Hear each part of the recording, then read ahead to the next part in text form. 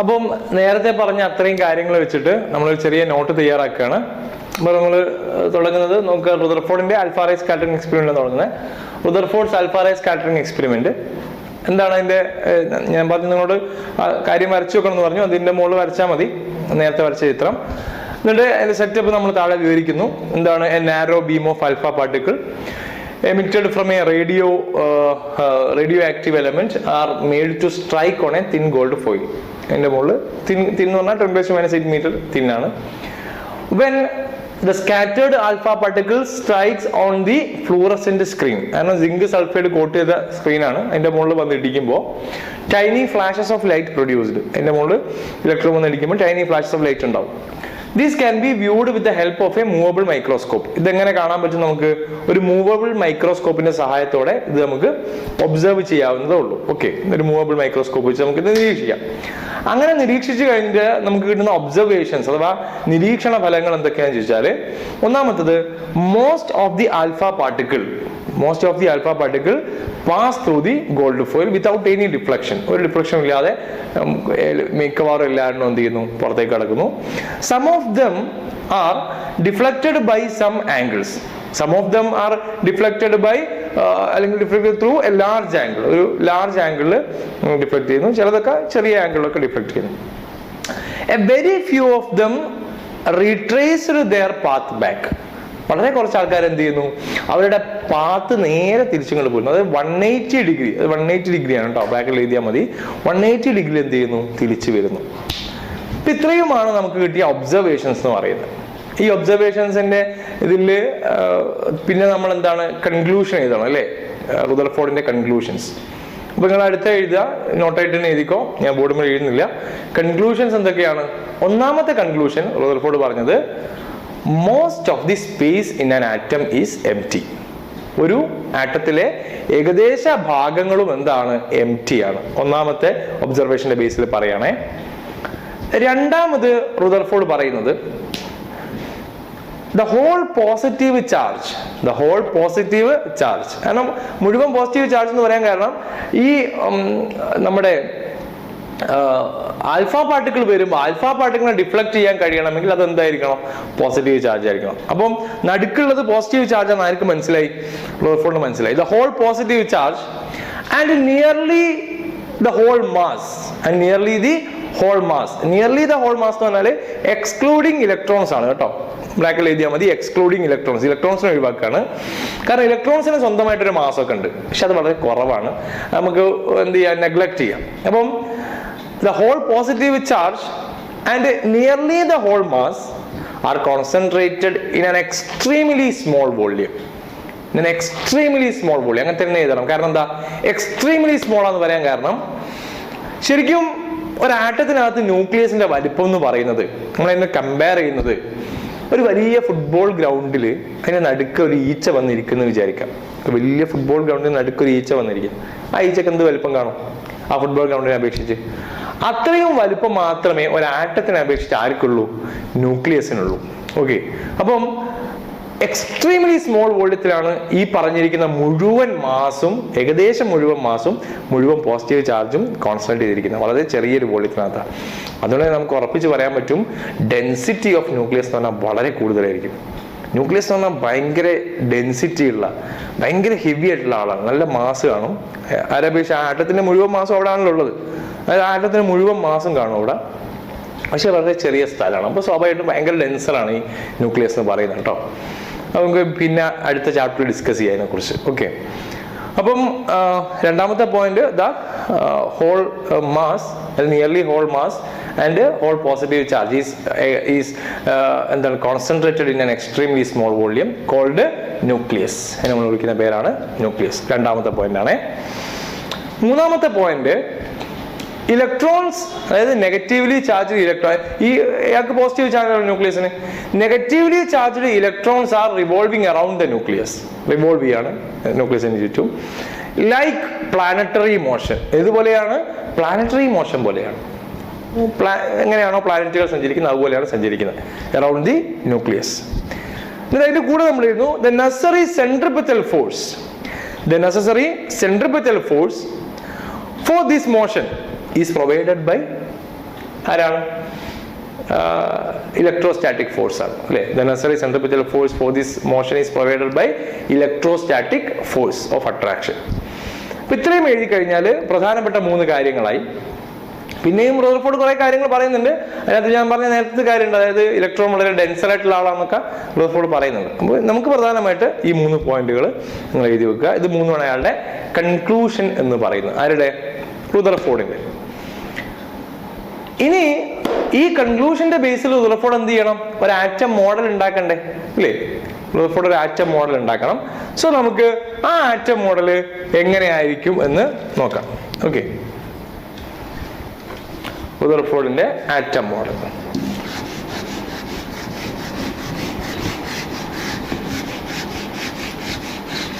ഇതൊക്കെ നിങ്ങൾ കെമിസ്ട്രിക്കകത്ത് പഠിച്ചതാണ്, എനിക്കറിയാം. നിങ്ങളിത് സാർ ഇങ്ങനൊന്നും പറയണ്ട, ഞങ്ങൾക്കറിയാം എന്ന് വിചാരിക്കുന്നുണ്ടാവും. എന്നാലും അറിയാത്തവരൊക്കെ ഉണ്ടാവുമല്ലോ.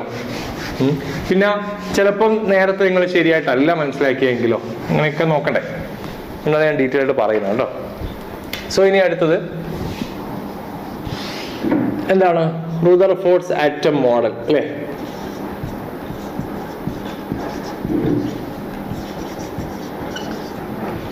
എന്താ റദർഫോർഡ് പറയുന്നത്?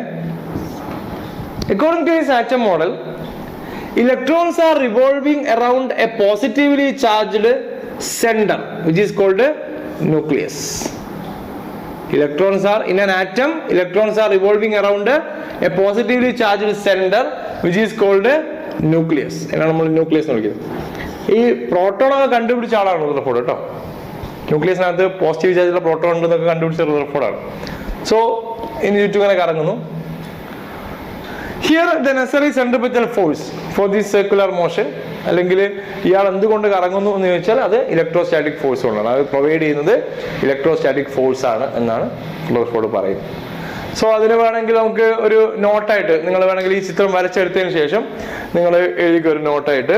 According to Rutherford, atom consists of a positively charged nucleus with electrons revolving around the nucleus in circular orbits at a distance large compared to the size of nucleus. ന്യൂക്ലിയസിനേക്കാൾ വളരെ കൂടിയ ഡിസ്റ്റൻസിലാണ് ഈ രണ്ടാൾക്കാരും ഈ ഇലക്ട്രോൺ ന്യൂക്ലിയസിന് വേണ്ടി കറങ്ങിക്കൊണ്ടിരിക്കുന്നത്. Nucleus വളരെ ചെറുതാണ്. The orbital motion was assumed because without it the electron would fall into the nucleus under the electrostatic force of attraction. ഇതിങ്ങനെ കറങ്ങിക്കൊണ്ടിരിക്കണം എന്ന് പറയാൻ കാരണം, ഇങ്ങനെ കറങ്ങിയില്ലെങ്കിൽ എന്ത് സംഭവിക്കും? ന്യൂക്ലിയസ് അയാളെ പിടിച്ച് അട്രാക്ട് ചെയ്തിട്ട് ഈ ഇലക്ട്രോണിനെ ന്യൂക്ലിയസിന് അകത്തേക്ക് കൊണ്ടുവരും. അപ്പൊ ഈ സ്റ്റെബിലിറ്റിയും കൂടിയാണ്, ആറ്റത്തിന്റെ സ്റ്റെബിലിറ്റിയും കൂടിയാണ് ആര് എക്സ്പ്ലെയിൻ ചെയ്യുന്നത്? റദർഫോർഡ് എക്സ്പ്ലെയിൻ ചെയ്യുന്നത്. ഓക്കെ, ഈ ഇവർക്കുള്ള the space between the nucleus and electron is empty. അതാണ് അടുത്തായിട്ട് പറയുന്നത്. അപ്പോൾ ഒന്നുകൂടി കേൾക്കുക, എഴുതുക. According to Rutherford, atom consists of a positively charged nucleus with electrons revolving around the nucleus in circular orbits at a distance large compared to the size of nucleus. The orbital motion was assumed because without it the electrons would fall into the nucleus under the electrostatic force of attraction. The space between the nucleus and the electron is empty. അപ്പം ഈ ചിത്രം വരയ്ക്കുക, എന്നിട്ട് ഇത്രയും പറഞ്ഞ കാര്യങ്ങൾ നോട്ടായിട്ട് എഴുതുക. അതോടുകൂടി നമ്മുടെ റദർഫോർഡിന്റെ ആറ്റം മോഡൽ അവിടെ അവസാനിക്കുകയാണ്. ഇനി നമുക്ക് എന്താണ് റദർഫോർഡിന്റെ ആറ്റം മോഡലിന് പറ്റിയ പ്രശ്നം, എന്തായിരുന്നു, എവിടെയാണ് അയാൾ പരാജയപ്പെട്ടത് എന്നുള്ള കാര്യമാണ് നമ്മൾ അടുത്തായി പറയാൻ പോകുന്നത്. നമുക്ക് നോക്കാം. ഓക്കെ, റദർഫോർഡിന്റെ ആറ്റം മോഡലിന്റെ ഡ്രോബാക്സ് ആണ് പറയുന്നത് കേട്ടോ. എന്തിനാണ് നമ്മൾ റദർഫോർഡിന്റെ ആറ്റം മോഡൽ ഇപ്പോൾ എടുക്കുന്നില്ല അല്ലെങ്കിൽ വേണ്ട എന്ന് പറയുന്നത്? എന്തുകൊണ്ടാണ് എന്നാണ് നമ്മൾ പറയാൻ പോകുന്നത്. Okay,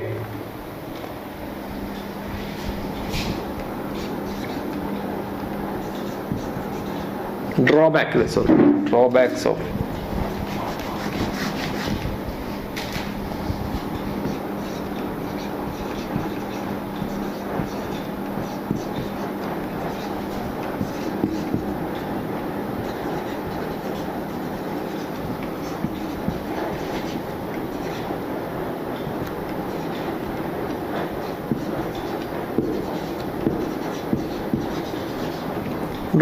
of Rutherford's atom model. ഇതാണ് നമ്മൾ പറയാൻ പോകുന്നത് കേട്ടോ.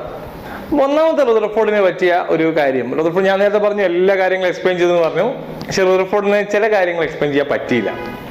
ഒന്നാമത് റദർഫോർഡിന് ചോദിച്ചത് ഇതാണ്, ആ കാലമൊക്കെ ആകുമ്പോഴത്തേക്ക് മാക്സ് പ്ലാങ്കിന്റെ ഇലക്ട്രോ മാഗ്നറ്റിക് റേഡിയേഷനുമായി ബന്ധപ്പെട്ട തിയറികളൊക്കെ വന്നിട്ടുണ്ട്. അപ്പം മാക്സ് പ്ലാങ്ക് പറയുന്നത് എന്താ വെച്ചാല്, മാക്സ് പ്ലാങ്ക് അല്ല, ജെയിംസ് മാക്സ്വെല്ലിന്റെ ഇലക്ട്രോ മാഗ്നറ്റിക് റേഡിയേഷനൊക്കെ ആയിട്ട് ബന്ധപ്പെട്ട തിയറികളൊക്കെ വന്നിട്ടുണ്ട്. അപ്പൊ മാക്സ്വെൽ പറയുന്നത് എങ്ങനെയാണ്, എന്താ ഈ ചാർജഡ് പാർട്ടിക്കിളുകൾ ആക്സലറേറ്റ് ചെയ്യുമ്പോൾ, നമ്മൾ മൂവിങ് ചാർജ് ആൻഡ് മാഗ്നറ്റിസം കണ്ടാണ്, ചാർജഡ് പാർട്ടിക്കിളുകൾ ആക്സലറേറ്റ് ചെയ്യുമ്പോൾ, മൂവ് ചെയ്യുമ്പോൾ ചുറ്റും മാഗ്നറ്റിക് ഫീൽഡ് ഉണ്ടാവും, ആക്സലറേറ്റ് ചെയ്യുമ്പോൾ ചുറ്റും ഇലക്ട്രോ മാഗ്നറ്റിക് റേഡിയേഷൻ ഉണ്ടാവും. അതായത് ഇലക്ട്രോ മാഗ്നറ്റിക് റേഡിയേഷൻ റേഡിയേറ്റ് ചെയ്യും, അയാളുടെ ഉള്ളിൽ നിന്ന് കുറച്ച് എനർജി പുറത്തേക്ക് പോകും.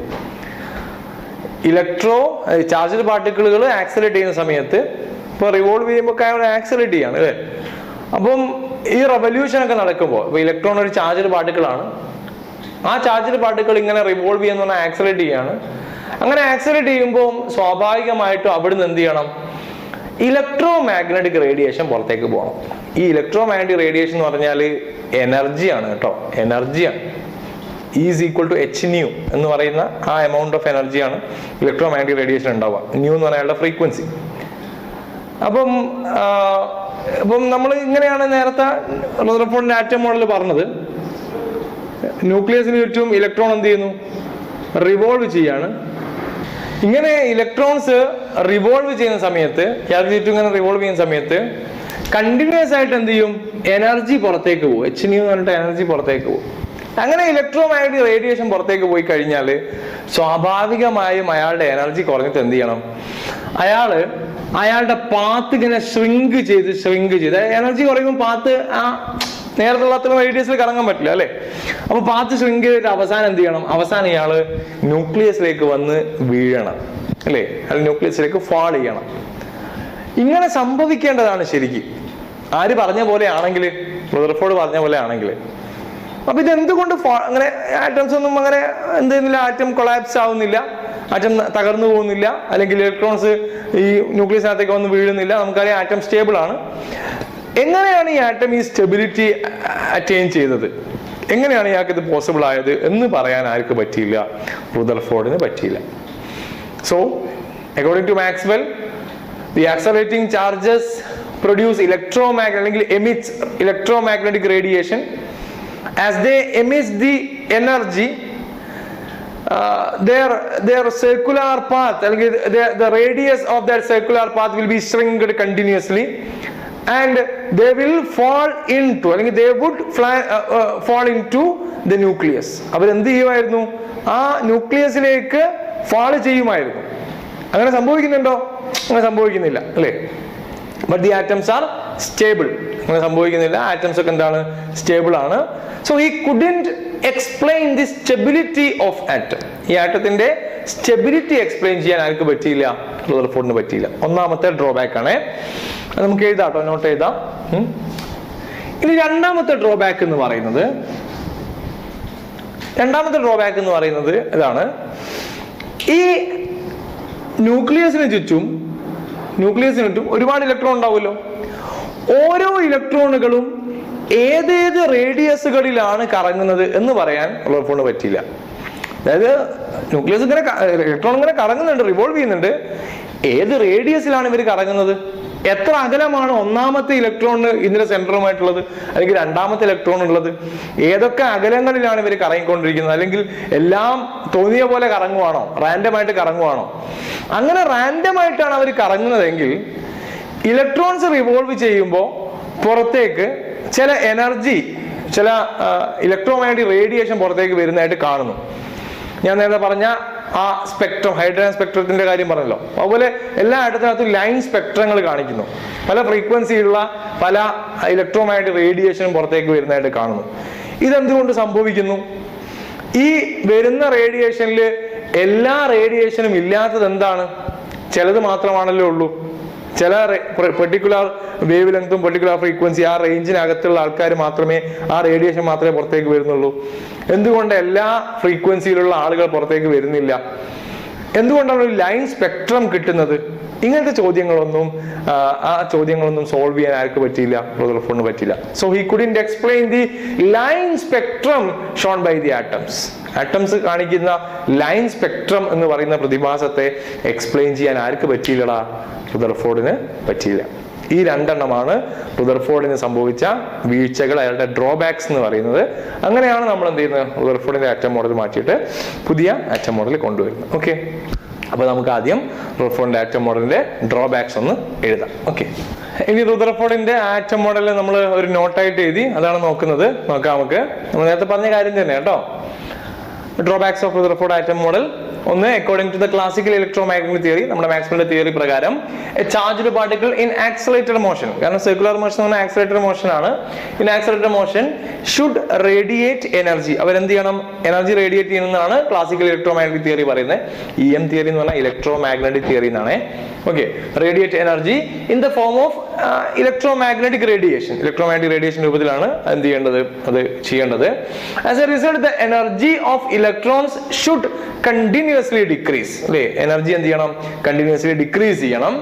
The electron should follows A spiral path. ഞാൻ നേരത്തെ വരച്ച പോലെ ഒരു സ്പൈറൽ പാത്തിൽ പോയിട്ട് എന്ത് ചെയ്യണം? സ്പൈറൽ എന്ന് പറഞ്ഞാൽ ഇങ്ങനെ ഇങ്ങനെ ഇങ്ങനെ ചുഴിഞ്ഞു പോകുന്ന ആ പാത്ത് പോയിട്ട് എന്ത് ചെയ്യണം? അവസാനം finally falls into the nucleus. അവസാനം എന്ത് ചെയ്യണം? ന്യൂക്ലിയസിലേക്ക് ഫാൾ ചെയ്യണം. So it should not be stable. അത് എന്താവാൻ പാടില്ല? സ്റ്റേബിൾ ആവാൻ പാടില്ല, അല്ലെ, ആറ്റം അങ്ങനെയാണെങ്കിൽ. But the atom is stable. Atom എന്താണ്? സ്റ്റേബിൾ സ്റ്റേറ്റിലുള്ളത്. So Rutherford couldn't explain the stability of an atom. അപ്പോൾ എന്ത് പറ്റിയില്ല? സ്റ്റെബിലിറ്റി ഓഫ് ആറ്റം പറയാൻ പറ്റില്ല. ഒന്നാമത്തെ കാര്യം അതാണ്. രണ്ടാമത്തത്, this model does not give any particular value for the radius of an orbit. ഒരു ഓർബിറ്റിൽ ഏത് റേഡിയസിലാണ് ഇലക്ട്രോൺ കറങ്ങുന്നതെന്നും പറയുന്നില്ല. This means electrons can emit radiation of all possible frequencies. Electrons എന്ത് ചെയ്യാൻ പറ്റും? ഏത് ഫ്രീക്വൻസിയിലുള്ള റേഡിയേഷൻ വേണമെങ്കിലും പുറത്തേക്ക് വിടാൻ പറ്റും.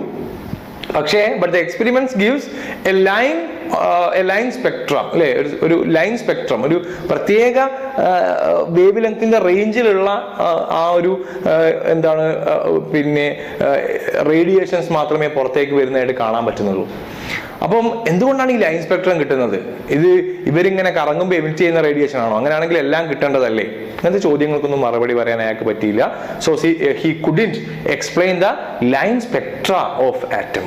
ആറ്റത്തിന്റെ ലൈൻ സ്പെക്ട്ര എക്സ്പ്ലെയിൻ ചെയ്യാൻ ആർക്ക് പറ്റിയില്ല? റുദർഫോർഡിന് പറ്റിയില്ല. ഇത് രണ്ടുമാണ് പ്രധാനപ്പെട്ട കാരണങ്ങൾ. ഈ കാരണങ്ങൾ വന്നതോടുകൂടി നമ്മൾ റുദർഫോർഡിന്റെ ആറ്റം മോഡൽ കളയുന്നു. പകരം നമ്മൾ പുതിയ ഒരു ആറ്റം മോഡൽ എടുക്കുന്നു. That atom model is called Bohr's atom model. Bohr's model of atom. Bohr എന്ന് പറയുന്നത് നീൽസ് ബോർ എന്നാണ് സയന്റിസ്റ്റിന്റെ പേര്. BOHR, അല്ലെ, നീൽസ് ബോർ. അങ്ങനെ ബോറിന്റെ ആറ്റം മോഡലാണ് പുതുതായിട്ട് വരുന്നത്. അപ്പൊ ബോർ ഒന്നും ചെയ്തില്ല, ഇതിനകത്ത് ചെറിയ ചെറിയ മാറ്റങ്ങൾ വരുത്തിയിട്ടുള്ളൂ. അത് നമുക്ക് പറയാം, ബോറിന്റെ ആറ്റം മോഡൽ പറയാം. അതിനു മുമ്പേ റുദർഫോർഡിന് നേരത്തെ കണ്ട പരീക്ഷണമൊക്കെ ഉണ്ടല്ലോ, അതുമായി ബന്ധപ്പെട്ട കുറച്ച് ടേമുകളും കാര്യങ്ങളൊക്കെ പഠിച്ചതിന് ശേഷം നമുക്ക് നീൽസ് ബോറിന്റെ ആറ്റം മോഡലിനെ കുറിച്ച് സംസാരിക്കാം. അതിന്റെ കൂടെ തന്നെ എന്താണ് റുദർഫോർഡിന്റെ ആറ്റം മോഡൽ ഉണ്ടായ സക്സസ്, എന്തൊക്കെയാണ് സക്സസ് എന്നുള്ള കാര്യം കൂടി പറയണല്ലോ, അല്ലേ? ഡ്രോബാക്ക് മാത്രം പറഞ്ഞാൽ പോരല്ലോ, നെഗറ്റീവ് മാത്രം പറഞ്ഞാൽ പോരല്ലോ. അപ്പൊ നമുക്ക് പെട്ടെന്ന് ആ സക്സസ് ഒന്ന് നോക്കിയിട്ട് ഇതുമായി ബന്ധപ്പെട്ട 1-2 ടേമുകൾ കൂടെ പഠിക്കാം. ഓക്കെ, അപ്പോൾ റുദർഫോർഡ് ആറ്റം മോഡലിന്റെ സക്സസ് എന്തൊക്കെയായിരുന്നു, അതിന്റെ വിജയം എന്തൊക്കെയായിരുന്നു, ഏതൊക്കെ മേഖലകളിലാണ് അത് വിജയിച്ചത് എന്നുള്ള കാര്യമാണ് അടുത്ത് നമ്മൾ നോക്കുന്നത്. Success of Rutherford atom model, RF model എന്ന് പറഞ്ഞാൽ റുദർഫോർഡ് ആറ്റം മോഡലാണ്. Large angle scattering of alpha particle through the thin foils എന്ത് ചെയ്തു? ഈ എക്സ്പെരിമെന്റോട് കൂടി എക്സ്പ്ലെയിൻ ചെയ്തു. റുദർഫോർഡ് അത് എക്സ്പ്ലെയിൻ ചെയ്യാൻ പറ്റില്ലേ? എന്തുകൊണ്ടാണ് തിൻ ഫോയിലുകളിലൂടെ ഈ ആൽഫ റേയൊക്കെ കടത്തി വിടുമ്പോൾ അവർ ലാർജ് ആംഗിൾ ഡിഫ്ലക്ഷൻ കാണിക്കുന്നത് എന്ന് ആര് എക്സ്പ്ലെയിൻ ചെയ്തു? റുദർഫോർഡ് എന്താ പറഞ്ഞത്? റുദർഫോർഡ് പറഞ്ഞത് ആൽഫ പാർട്ടിക്കിളിന് പോസിറ്റീവ് ആണ്, ന്യൂക്ലിയസിനും പോസിറ്റീവ് ആണ്, അതുകൊണ്ടാണ് ഇങ്ങനത്തെ ഡിഫ്ലക്ഷൻ ഒക്കെ കാണിക്കുന്നത് എന്ന് വളരെ വ്യക്തമായിട്ട് എക്സ്പ്ലെയിൻ ചെയ്യാൻ ആരെ കൊണ്ട് പറ്റി? റുദർഫോർഡിന് പറ്റി. ഒരു സക്സസ് ആണ് കേട്ടോ. മുൻപ് പറയാൻ പറ്റാതിരുന്ന, J.J. തോംസൺ ഒന്നും പറയാൻ പറ്റാതിരുന്ന കാര്യമാണ്. രണ്ടാമത്തത്, the classification of elements in the periodic table. നമുക്കറിയാം ആദ്യ കാലത്തൊക്കെ പീരിയോഡിക് ടേബിളിനകത്ത് എലമെന്റുകളെ ക്ലാസിഫൈ ചെയ്തത് on the basis of their atomic weight ആയിരുന്നു, അല്ലേ? മെന്റലിയോവ് ഒക്കെ അങ്ങനെയാണ് ചെയ്തത്, ആറ്റോമിക് വെയിറ്റിന്റെ അടിസ്ഥാനത്തിലാണ് ചെയ്തത്. പക്ഷേ റുദർഫോർഡിന്റെ കാലമാകുമ്പോഴത്തേക്ക് അത് എങ്ങനെ മാറ്റാൻ പറ്റി? ആറ്റോമിക് നമ്പർ എന്ന് പറഞ്ഞാൽ നമ്പർ ഓഫ് പ്രോട്ടോൺസ് ആണ് ആറ്റോമിക് നമ്പർ എന്ന് പറയുന്നത്. അപ്പോൾ പ്രോട്ടോണുകളൊക്കെ കണ്ടുപിടിച്ചു. പ്രോട്ടോണിന്റെ അടിസ്ഥാനത്തിലാണ് വസ്തുക്കളുടെ ആ ഒരു പ്രോപ്പർട്ടി ഒക്കെ മാറുന്നത് അല്ലെ, വസ്തുക്കളുടെ ആ ഒരു ക്യാരക്ടർ. കാരണം പ്രോട്ടോണിന്റെ എണ്ണത്തിനനുസരിച്ച് ഇലക്ട്രോണിന്റെ എണ്ണവും ചേഞ്ച് ചെയ്യും. അപ്പം പ്രോട്ടോണിന്റെ എണ്ണത്തിന്റെ അടിസ്ഥാനത്തിൽ എന്ത് ചെയ്യാൻ പറ്റി നമുക്ക്? കുറച്ചുകൂടെ സിമ്പിൾ ആയിട്ട് പ്രോട്ടോണിന്റെ നമ്പറിന്റെ എണ്ണത്തിന്റെ അടിസ്ഥാനത്തിൽ പീരിയോഡിക് ടേബിളിൽ കുറച്ചുകൂടെ വ്യക്തത ഉള്ള, കുറച്ചുകൂടെ കൃത്യമായ ഒരു അറേഞ്ച്മെന്റ് വരുത്താൻ പറ്റിയത് ഈ ഒരു റുദർഫോർഡിന്റെ ഒരു സംഭാവനയാണ് നമുക്ക് പറയാം. റുദർഫോർഡിന്റെ ആറ്റം മോഡലിന്റെ വേറൊരു സക്സസ് ആണ് പീരിയോഡിക് ടേബിളിനകത്ത് എലമെന്റുകൾ നമ്മൾ എന്ത് ചെയ്തു? ആറ്റോമിക് നമ്പറുകളുടെ അടിസ്ഥാനത്തിൽ അറേഞ്ച് ചെയ്തു. അത് ജസ്റ്റിഫൈ ചെയ്യാൻ പറ്റിയത് റുദർഫോർഡിന്റെ ഈ ആറ്റം മോഡലോട് കൂടിയാണ്. അപ്പൊ ഈ രണ്ട് കാര്യങ്ങളാണ് പ്രധാനമായിട്ടും റുദർഫോർഡിന്റെ ആറ്റം മോഡലായിട്ട് ബന്ധപ്പെട്ട് പറയാനുള്ളത്, സക്സസ് ആയിട്ട് നമുക്ക് പറയാനുള്ളത്. ഓക്കെ, അപ്പോൾ ഞാൻ ഡ്രോബാക്ക് പറഞ്ഞ സ്ഥിതിക്ക് എന്തായാലും അതും കൂടെ പറഞ്ഞതേ ഉള്ളൂ. ഓക്കെ, അപ്പൊ ശരി, നമുക്ക് ഇനി ഒരു ചെറിയ കാര്യം കൂടി നോക്കാം. ഒരു ക്വസ്റ്റ്യൻ ആണ് കേട്ടോ, ഒരു പക്ഷേ എക്സാമിന് വരാൻ സാധ്യതയുള്ളത് എന്നുള്ളതുകൊണ്ട് പറയാണ്. ഈ ആംഗിൾ ഓഫ് ഡിഫ്ലക്ഷനെ കുറിച്ച് നമ്മൾ പറഞ്ഞല്ലോ അല്ലെ, ലാർജ് ആംഗിൾ ഡിഫ്ലക്ഷനെ കുറിച്ചൊക്കെ പറഞ്ഞല്ലോ. അപ്പോൾ ഈ ആംഗിൾ ഓഫ് ഡിഫ്ലക്ഷനും നമ്പർ ഓഫ് സ്കാറ്റേർഡ് ഇലക്ട്രോണുകളുമായുള്ള റിലേഷൻ എന്താണ് എന്നുള്ളൊരു ചോദ്യം. ആംഗിൾ ഓഫ് ഡിഫ്ലക്ഷനും നമ്പർ ഓഫ് സ്കാറ്റേർഡ് ഇലക്ട്രോണുകളുടെ റിലേഷൻ എന്താണ്? അപ്പൊ നമുക്കറിയാം റുദർഫോർഡ് പറഞ്ഞത് മോസ്റ്റ് ഓഫ് ദി ഇലക്ട്രോൺസ് എന്ത് ചെയ്യുന്നു? അൺഡിഫ്ലക്റ്റഡ് ആയിട്ട് പോകുന്നു അല്ലെ. Most of the electrons are passing through the gold foil without any deflection. അപ്പം ആംഗിൾ ഓഫ് ഡിഫ്ലക്ഷൻ 0 ആവുമ്പോൾ ആ 0യിലാണ് number of electrons passing through the gold ഫോയിലും ഏറ്റവും മാക്സിമം ആയിട്ടുള്ളത്. അപ്പം 0 ഡിഫ്ലക്ഷനിലാണ് ഏറ്റവും കൂടുതൽ ഇലക്ട്രോൺസ് ഉള്ളത് അല്ലേ. അൺഡിഫ്ലക്റ്റഡ് ആയിക്കോട്ടെ, ഏറ്റവും കൂടുതൽ ഇലക്ട്രോൺസ് ഉള്ളത് 0 ആംഗിളിലാണ്. ആംഗിൾ കൂടുന്തോറും എന്താ ചെയ്യുന്നത്? ആ ഇലക്ട്രോൺസ്, ഡിഫ്ലക്ട് ചെയ്യുന്ന ഇലക്ട്രോൺസിന്റെ എണ്ണം കുറഞ്ഞാ വരുന്നത്. 180 ഡിഗ്രിയിൽ അവരുടെ ആ പാത്ത് റീട്രേസ് ചെയ്യുന്ന രീതിയിൽ തിരിച്ചു വരുന്ന ഇലക്ട്രോണുകളുടെ എണ്ണം എന്ന് പറയുന്നത് വളരെ കുറവാണ് അല്ലേ. അപ്പം 0യിൽ നിന്ന് 180ലേക്ക് പോയിക്കൊണ്ടിരിക്കുമ്പോൾ നമ്പർ ഓഫ് ഡിഫ്ലക്റ്റഡ് ഇലക്ട്രോൺ എന്ത് ചെയ്യുന്നു? കുറഞ്ഞാ വരുന്നത്. അപ്പൊ നമുക്ക് അവരുടെ ഒരു ഗ്രാഫ് വരയ്ക്കാം. ഒരു ക്വസ്റ്റ്യൻ ആയിട്ട് നിങ്ങൾ എഴുതുക, draw the graph between number of deflected electrons and angle of deflection. Angle of ഡിഫ്ലക്ഷനും നമ്പർ ഓഫ് ഡിഫ്ലക്റ്റഡ് ഇലക്ട്രോണിലുള്ള ഒരു ഗ്രാഫ് വരയ്ക്കാം. വലിയ കാര്യമൊന്നുമില്ല, ചെറിയ സംഭവമാണ്. ഇപ്പൊ നമുക്ക് XY ആക്സിസുകൾ വരയ്ക്കാം. X ആക്സിനകത്ത് ആംഗിൾ ഓഫ് ഡിഫ്ലക്ഷൻ കാണിക്കാം. ആംഗിൾ ഓഫ് ഡിഫ്ലക്ഷൻ അത് എവിടും തുടങ്ങും? 0യിൽ തുടങ്ങിയിട്ട് 180യിൽ അവസാനിക്കും. 180 ഡിഗ്രി, 0 ഡിഗ്രി. ഇനി നമുക്ക് എന്ത് പറയാം? ഇവിടെ നമ്പർ ഓഫ് ഡിഫ്ലക്റ്റഡ് ഇലക്ട്രോൺ ആണെന്ന് പറയാം. നമ്പർ ഓഫ് ഡിഫ്ലക്റ്റഡ് ഇലക്ട്രോൺ അത് എവിടെ തുടങ്ങും? 0 തന്നെ തുടങ്ങും അല്ലെ. ഇത് 0 ഡിഗ്രി ആണെങ്കിൽ ഇത് 0 നമ്പർ ആണ്. ഇവിടെയാണ് മാക്സിമം നമ്പർ ഓഫ് ഇലക്ട്രോൺസ്. അത് നമുക്ക് പറയാം n ആണെന്ന് പറയാം, മാക്സിമം n ആണെന്ന് പറയാം, അല്ലെങ്കിൽ n0 ആണെന്ന് പറയാം, n0. അപ്പൊ എന്താ സംഭവിക്കാന്ന് വെച്ചാല് 0 ഡിഗ്രിയിലാണ് ഏറ്റവും മാക്സിമം ഉള്ളത് അല്ലെ. ഏറ്റവും maximum number of electrons deflect ചെയ്തത് അല്ലെങ്കിൽ പാസ് ചെയ്തത് 0 ഡിഗ്രിയിലാണ്. 0 ഡിഗ്രി നേരെയാണ് പോയത്. ഈ 180ലേക്ക് വരുന്ന സമയത്ത് അത് കുറയാ ചെയ്യുന്നത്. സോ അവർ തമ്മിലുള്ള റിലേഷൻ എന്ന് പറയുന്നത് ഒരു ഇൻവേഴ്സ് റിലേഷൻ ആണ് അല്ലെ. റെസിപ്രോക്കലാണ് അവർ രണ്ടുപേരും. സോ 180 ഒക്കെ ആകുമ്പോഴത്തേക്ക് ഈ n-ന്റെ നമ്പർ എന്ത് ചെയ്യുന്നു? വല്ലാതെ കുറയുന്നു. അപ്പൊ ഇങ്ങനെ ഒരു പരാബോളിക് കർവ് ആയിരിക്കും അവിടെ വരുന്നത്. അപ്പൊ ഈ ഒരു ഗ്രാഫ് നിങ്ങൾ വെറുതെ ഒന്ന് ചുമ്മാ ഓർത്തിരിക്കാം, ഒന്ന് വരച്ചെടുക്കുക. എന്താണ് നമ്പർ ഓഫ് ഡിഫ്ലക്റ്റഡ് ഇലക്ട്രോൺസും ആംഗിൾ ഓഫ് ഡിഫ്ലക്ഷനും തമ്മിലുള്ള റിലേഷൻ എന്നാണ് നമ്മൾ ഇവിടെ കാണിച്ചിട്ടുള്ളത്. ഓക്കെ, അപ്പം ആ ഗ്രാഫ് വരച്ചു കഴിഞ്ഞാല് അടുത്തത് നമുക്ക് വേറൊരു കാര്യം നോക്കാനുള്ളത്.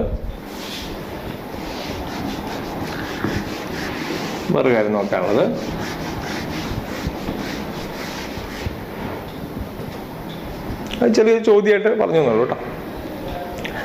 ഈ നമുക്കറിയാം റുദർഫോർഡിന്റെ ആറ്റം മോഡലിനകത്ത് പ്രോട്ടോണിനും അല്ലെങ്കിൽ ഇലക്ട്രോണിനും ന്യൂക്ലിയസിനും ഇടയിൽ ഒരു ഫോഴ്സ് ഓഫ് അട്രാക്ഷൻ ഉണ്ടെന്ന് ഞാൻ പറഞ്ഞല്ലോ, ഇലക്ട്രോസ്റ്റാറ്റിക് ഫോഴ്സ് ഓഫ് അട്രാക്ഷൻ. ഏത് രണ്ട് ചാർജുകൾക്കിടയിൽ ഈ ഫോഴ്സ് ഓഫ് അട്രാക്ഷൻ ഉണ്ടാവും അല്ലേ?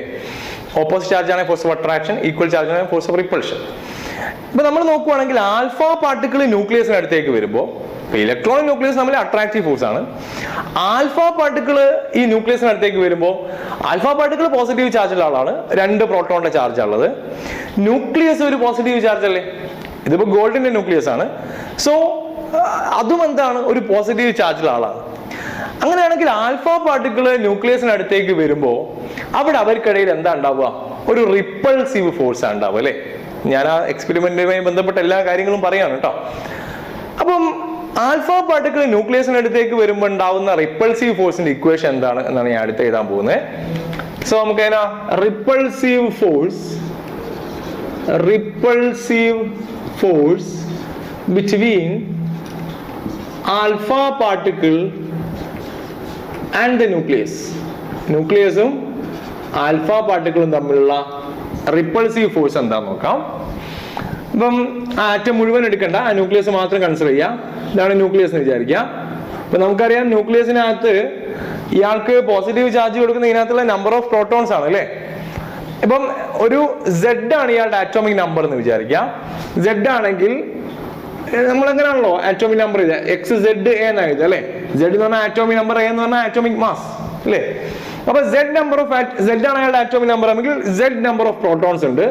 അപ്പൊ Z നമ്പർ ഓഫ് പ്രോട്ടോൺസ് ഉണ്ട്. ഓരോ പ്രോട്ടോണിന്റെയും ചാർജ് എത്രയാണ്? ഇലക്ട്രോണിന്റെ ഈക്വൽ ആൻഡ് ഓപ്പോസിറ്റ് അല്ലെ?